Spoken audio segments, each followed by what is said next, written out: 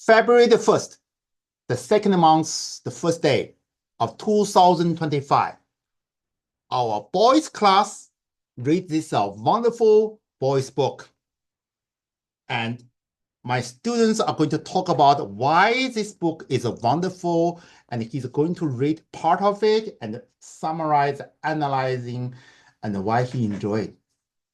Denise, how old are you? I'm 12. He's 12 years old. What's your grade?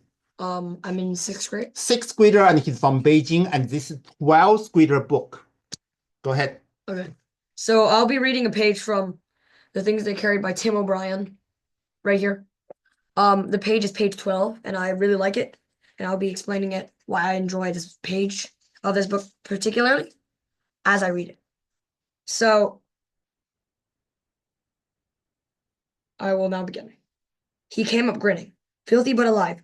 Lieutenant Cross nodded and closed his eyes, while the others clapped Strunk on the back and made jokes about rising from the dead. Worms, Rackeye said, right out of the grave. Zombie. The men laughed. They all felt great relief. Spook City, said Mitchell Sanders. Lee Strunk made a funny ghost sound, a kind of moaning, yet very happy. And right then, when Strunk made that high, happy moaning sound, when he went, ahoo, right then,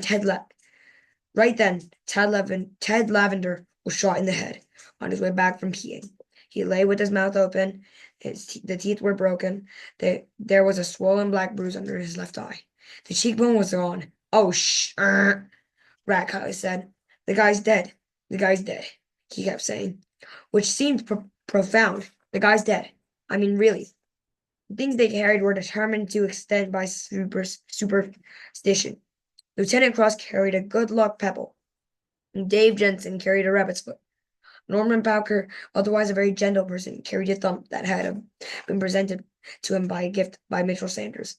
The thumb was dark brown, rubbery to the touch, and weighed 3 ounces at most.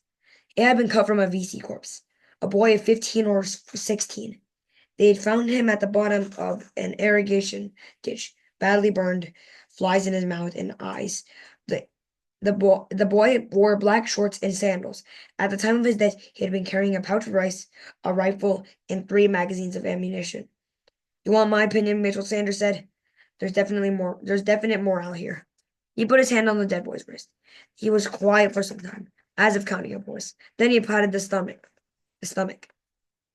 almost affectionately. He used Kiowa's hunting hatchet to remove the thumb. Henry Dobbins asked what the moral was. Moral?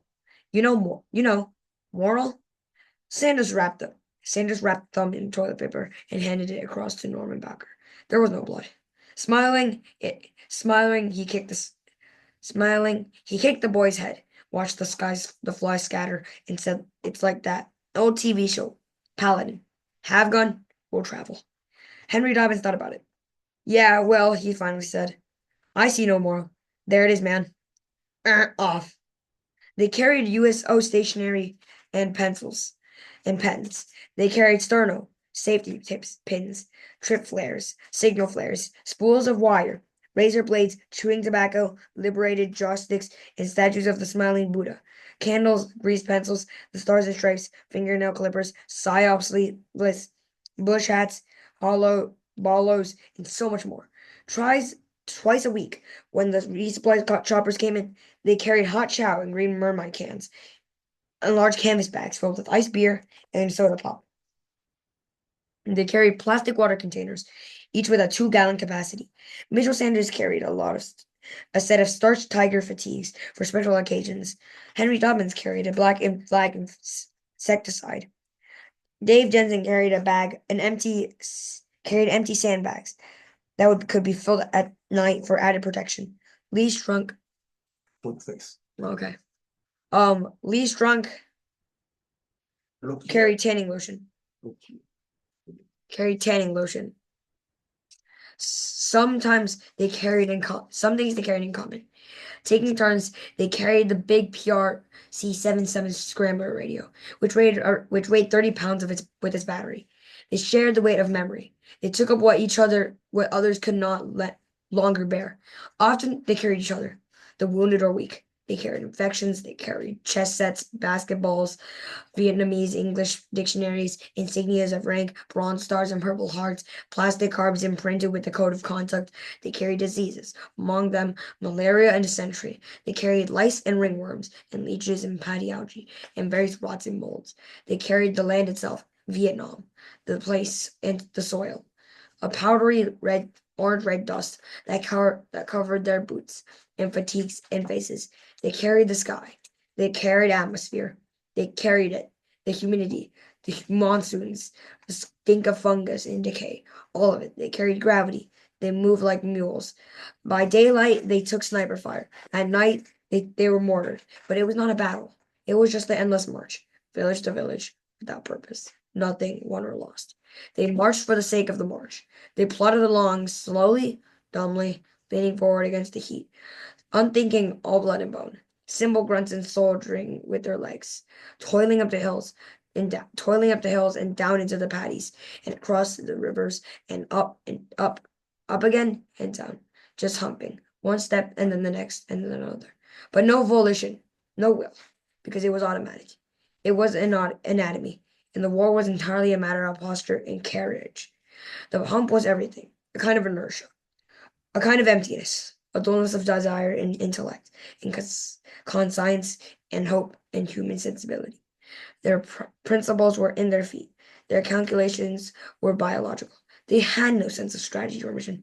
They searched the village out, without knowing what to look for, not caring, kicking over jars of rice, frisking children and old men, blowing tunnels, and sometimes setting fires, and sometimes not.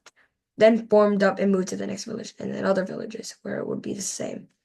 So I really like these pages, these certain pages, because it shows you the brutality, the morale, and the pure, just when you're at such a young age, which these people are, during the Vietnam War, and you're thrusted into such a large conflict, you kind of just follow orders. You can't really do anything against it. And I find that quite symbolic, especially with the thumb.